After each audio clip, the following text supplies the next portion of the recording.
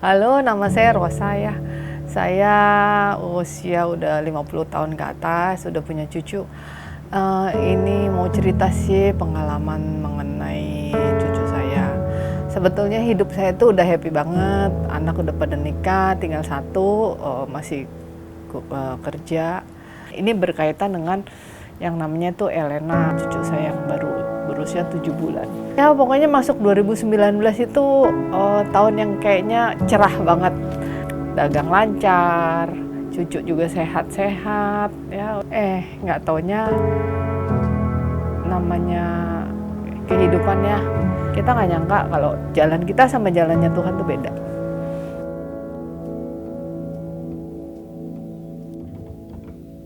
Hari Kamis tanggal 28 Maret, dia bangun tidur siang, kira-kira jam 4 gitu. Kita main ngobrol-ngobrol gitu. Dia kok kayaknya mau bercanda, main ciluk-ba gitu.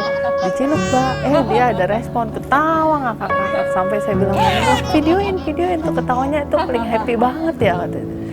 Udah, kayaknya kecapean, dia ngantuk. Ya udah tidurin dulu, bangun tidur jam 6 makan nih, tapi kok kayaknya nggak semangat, nggak seperti biasa lahap-lahap gitu. Nggak taunya loyo, demam katanya. Oke, sehari 2 hari, terus makannya juga layu, saya ngeliatnya juga kasihan. Ini anak badannya kuat sekali, jadi kalau dia ada sakit nggak terlalu mau nangis, dia nggak terlalu dirasa, capek juga dia oke-oke aja, jadi jarang-jarang nangis, jarang ngeluh. Sabtunya tuh agak-agak panasnya agak tinggi katanya, terus dikasih obat lagi. Nah, Senin pagi itu habis senam masuk ngeliat dia tuh, waktu saya masuk, saya buka pintu, saya kaget, mukanya tuh udah kayak kapas, bibirnya udah ungu. Waduh, bibirnya udah ungu, terus matanya tuh sampai ngeliat ke atas gitu. Saya langsung syok dong, sehari nggak ngeliat dia kok tiba-tiba kok kayak begini, saya langsung panik.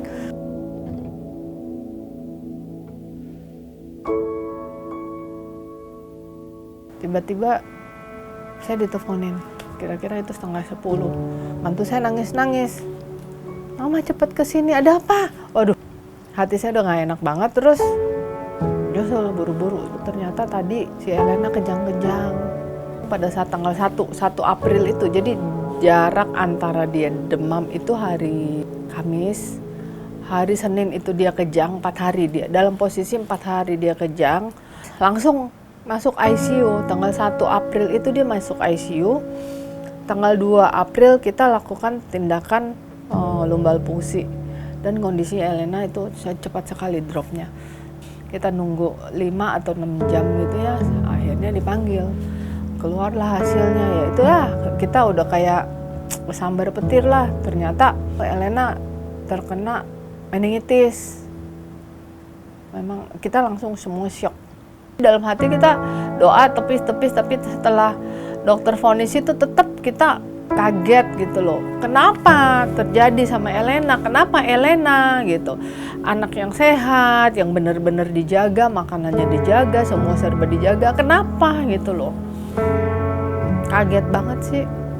Luar biasa kaget.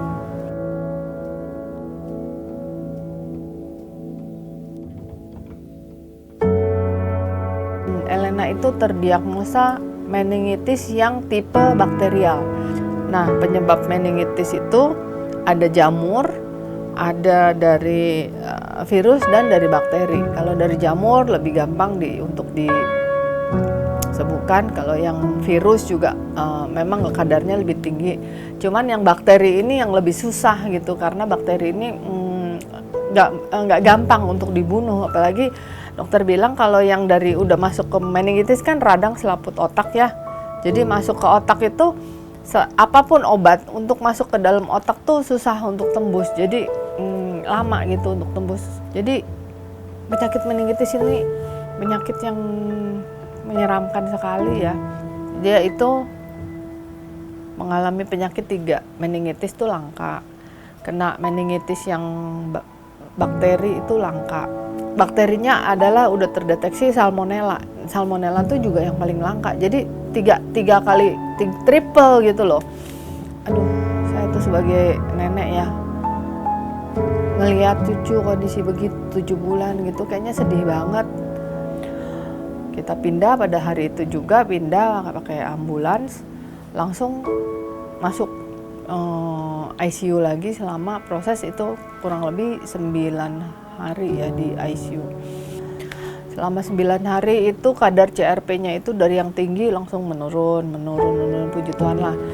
Kadar CRP-nya 2 hari sekali diambil darahnya, itu naik lagi CRP-nya. Padahal kita udah seneng tuh, udah turun CRP-nya, ternyata naik lagi. Karena penandanya itu cuman kadar CRP, penanda infeksinya. Karena seperti itu, kondisi seperti itu, akhirnya Elena dipindahkan di satu negara dengan biaya yang cukup besar. Dan setelah di sana 20 hari dirawat, kondisinya sudah bisa membaik. Ternyata ada komplikasi. Dari efek bakterinya itu sudah tembus ke radang selaput kan, sudah tembus ke dalam. Jadi ada komplikasi hidrosefalus. Jadi selama masa-masa seperti itu kita benar-benar iman kita benar-benar diuji ya. Elena harus mengalami beberapa kali di MRI, CT scan, di EEG, LP-nya sedot sumsum juga ada 4 kali ya, 3 atau 4 kali begitu. Kita sampai ternyuh, kesian gitu ya ngelihat bayi sekecil itu. Setelah itu biaya sudah tinggi sekali kan, selama 20 hari dirawat di rumah sakit. Kita konsultasi sama dokternya, dok untuk operasi seperti ini apakah ada opsi boleh kita pindah lagi, karena jujur ngomong keuangan kita udah nggak ada.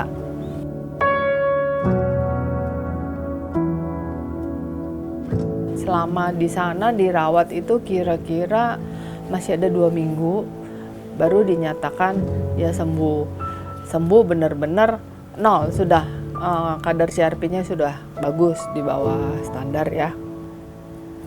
Anugerah banget ya, itu mujizat banget bahwa Elena itu udah bisa sembuh. Bersyukur, banyak yang mendoakan oleh kuasa doa. Banyak sekali keluarga, kerabat, orang yang nggak kenal juga mendoakan Elena.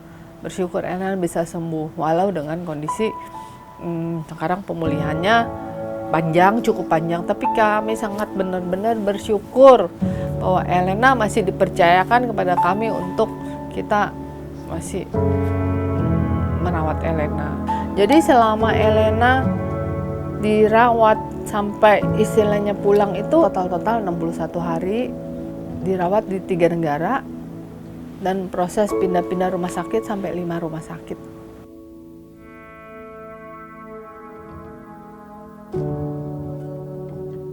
Nih saya cerita ya, pada saat masa-masa kritis itu 61 hari itu nggak gampang saya ngejalaninnya.